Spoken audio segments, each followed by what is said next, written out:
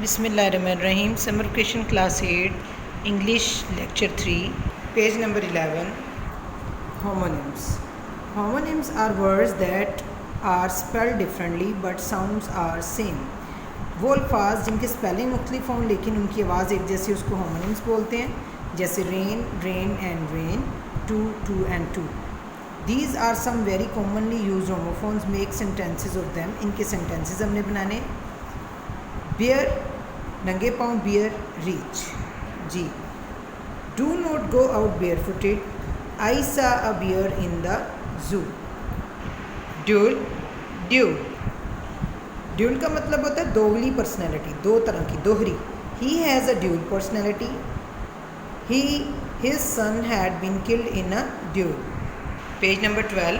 Fair, किराया, fair रंगत के लिए इस्तेमाल होगा। वट इज़ बस फेयर, बस का किराया कितना है। She has a fair complexion, उसका रंग गोरा है। Blue, Neela, blue, blue Neela, sky is blue, a cold wind blue. Blue का, ये ब्लू का मतलब होता है चलना। अ कोल्ड विंड ब्लू, ठंडी हवा चल रही है। चेक, ये चेक होता है जैसे काम वगैरह चेक करना। ये चेक होता है जो बैंक से हम मनी कैश करने के लिए चेक इस्तेमाल करते हैं। Please check my diary, give me a cheque of 5000 rupees. Inn, the car pulled up outside inn, at open doors dogs come in. Ring, ring, I bought a diamond ring, मैंने एक हीरे की मुट्ठी खरीदी।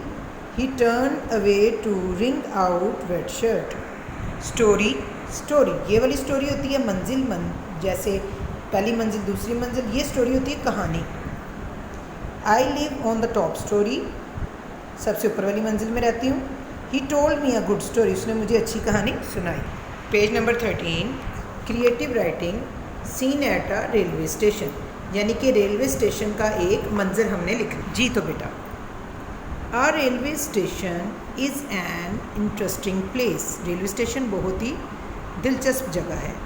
It is a human museum और a fair of human faces, ये इंसानों का एक, आप अजायब घर कह सकते हैं इसको, या शक्लों, ढेर सारी शक्लें कह सकते हैं वहाँ पे मौजूद होती हैं। येस्टरडे, कल। I went to railway station, मैं रेलवे स्टेशन गया। To see off my friends, अपने दोस्त को सी ऑफ करने। There was a big crowd of people, crowd होता है हजूम, वहाँ पे लोगों का बहुत बड़ा हजूम था। द कुलीज़, कुलीज़ होते हैं सामान उठाने वाले। The coolies were carrying luggage, luggage होता है सामान। From one platform to another, coolies जो थे वो एक प्लेटफॉर्म से दूसरे प्लेटफॉर्म तक सामान उठा के लेकर जा रहे थे।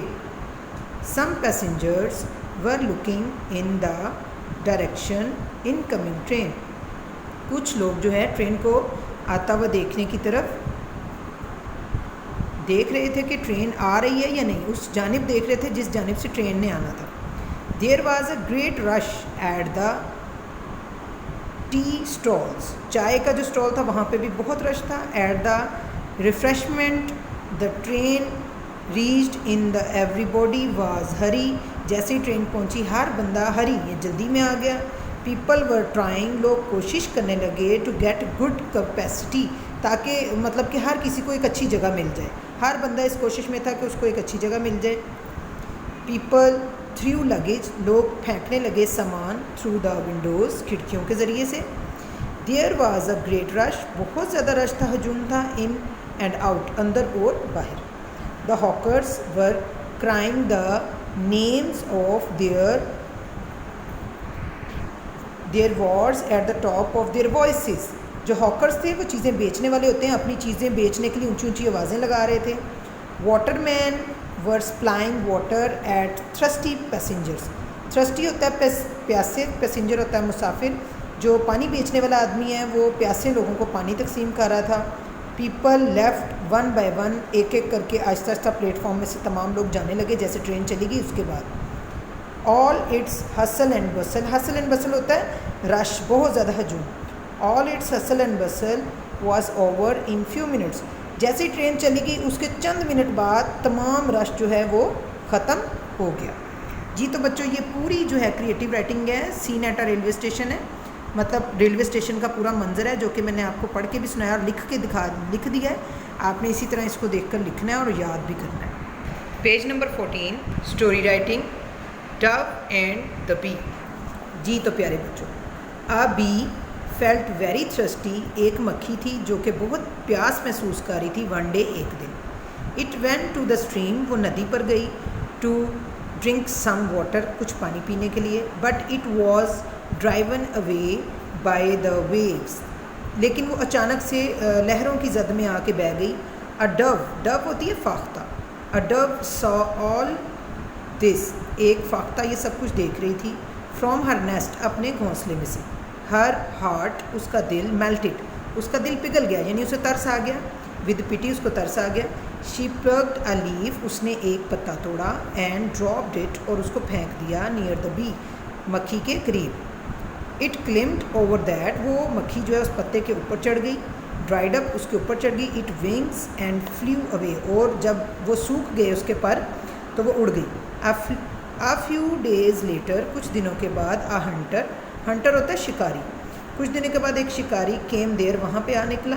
ही सॉ द डव, उसने फाख्ता को देखा। सिटिंग इन हर नेस्ट, अपने घोंसले में बैठे हुए।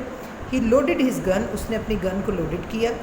टू शूट हर डाउन, उसको, ताकि वो फाख्ता का शिकार कर सके। The bee happened to see all that, मक्खी ये सब कुछ देख रही थी। इट फ्ल्यू टूवर्ड्स हिम, वो उड़ती हुई उसकी तरफ गई। And stung him on his hand, यानी कि डंग मार दिया ना, उसके हाथ पे डंग मार दिया। He was just then pulling the trigger, जब उसने बिल्कुल अपना निशाना लगा बांध लिया था, उस वक्त उसने उसके हाथ पे काट दिया। ही मिस द एम, उसका निशाना छूट गया। And the dove flew away, और जो फाख्ता है वहाँ से उड़ गई। Moral, one good turn deserves another, एक और मॉरल भी इसका हो सकता है, डू गुड हैव गुड।